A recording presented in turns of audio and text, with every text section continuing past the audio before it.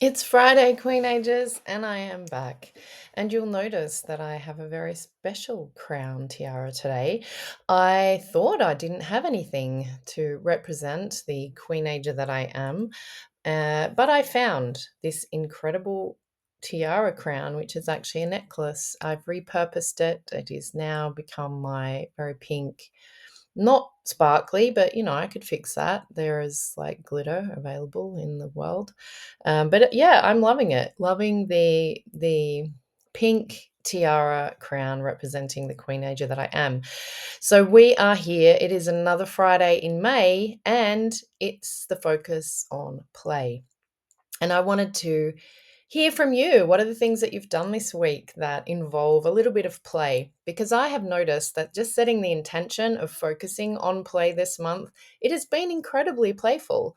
I have been able to tap into perhaps my inner child because I am somebody, and I think I said last week that I have been a little bit averse to play and being playful. I have been in my head for many years, and I have spent the last few years getting into my body and in touch with a little bit more playful side. Laughing till I cry at way too many ridiculous reels, possibly have broken my algorithm, uh, just because, it's now a sweet joy of mine to see how many unhinged things I can find on social media. Anyway, I digress. I'm putting my glasses on because I can't see anything. Joys of postmenopause. Woo. So, why play is a midlife thriving skill, not survival. We don't want to survive. We want to thrive. We want to flucking flourish. So, really, what play does, it connects you with joy, that joy inside. It's not about achievement, it's about appreciating the now and landing in the moment and seeing the lighter side of things and setting the intention of being more playful and finding play and joy can make an incredible difference to how you move through the world and what you see. Play as a thriving skill, it actually rebuilds brain plasticity. I mean, this is science, Queen Ages, science. Our brain is more plastic and not that hard plastic. It's kind of more like a silicony, let's reimagine the connections and build a kind of more, not just resilient. I don't want to talk about that, but I want to talk about the lens which we see the world through. It really can create a different lens. The lens can be more rose colored, if you like. I'm all about pink.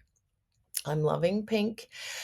So, a rose colored, more intentional way of moving through the world, seeing the things that light you up instead of the downside of things, the doom scrolling. It's a real thing, and our brain kicks in, and it attracts that. What we're doing by focusing on play is rebuilding that plasticity, so you're seeing through life through a different lens.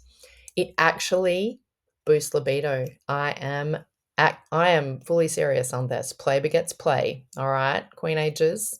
So our libido at this point in our lives, and I'm talking those of us who are perimenopausal, menopausal, yes, that's one day in your life, and postmenopausal, which I'm pretty sure I am. It can disappear. The libido can disappear like sands through the hourglass. Probably not sand, it's more like bam, no more. So being playful can actually help you connect with that. Also connecting with your heart. And if that's something you're interested in hearing about, the connection between focusing on your heart and your heart energy and the brain heart connection through some little meditations and visualizations, I'm happy to share that little gem with you that I have just discovered myself. But yeah, that can be, you can DM me for that one.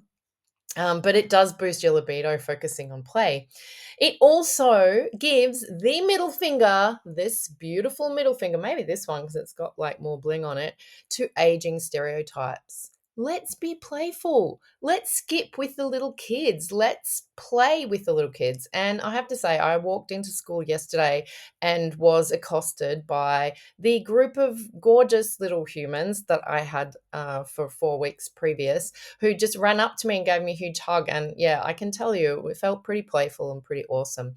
They had also just told me they'd made a little movie where they'd smashed an egg, showed me the movie, showed where the egg was. They actually cleaned up after themselves after throwing the egg on the ground in the playground.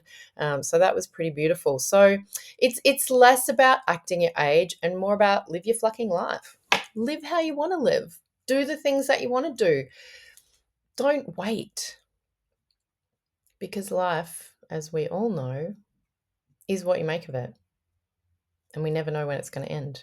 Anyway, on a different note, some playful things that I have been doing. I've been repurposing. I collect fabric scraps, and if I have a pillowcase that has kind of, disintegrated, or a pair of jeans that no longer fit me, so I've just cut them up. So I've been making these gorgeous little flowers, and I'm actually thinking about making them into some wall art.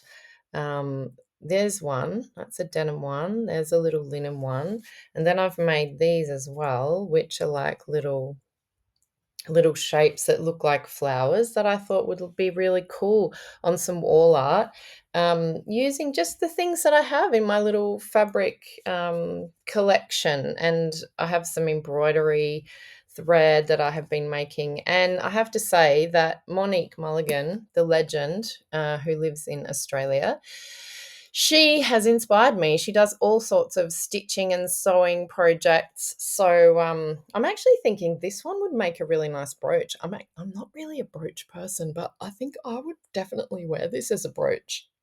Or maybe even something in my hair. I could add it here. Because summer is coming. It doesn't feel like it's coming here. Just being in the UK, it was so amazing. There was so many more leaves, and the weather was, well, they just had a 29-degree day, which is probably a little bit extreme. We missed that and it went back down to normal, but I didn't have to wear beanies and a glove like you do here at the moment. It's still pretty chilly, and the leaves are only just coming out. But in the essence of summer is coming, I don't know, little maybe I could make a crown. And Sarah, the amazing actual flower crown maker. Yeah, I can have a look at her. Sarah, I will tag Sarah in this so that you know who she is, but she makes amazing head crowns out of real flowers. But I might go for a little flower crown with these. Yeah, I'm inspired. So that is how you invite play into your life. You look at things in a different way, and what can you create that is playful out of that? So I have really, stretched the limit of your attention span. I can tell that. But tell me about what it is that you are being more playful about. And it's incredibly interesting how when I can talk to the camera like this, I get really hot, and now I'm sweating, which is what happened last week. I had a massive hot flush. So thank you. Thank you for listening. If you made it this long, woohoo, I'm celebrating you. Otherwise, have a fantastic weekend and a brilliant Fluck Yeah Friday. Woohoo, bye.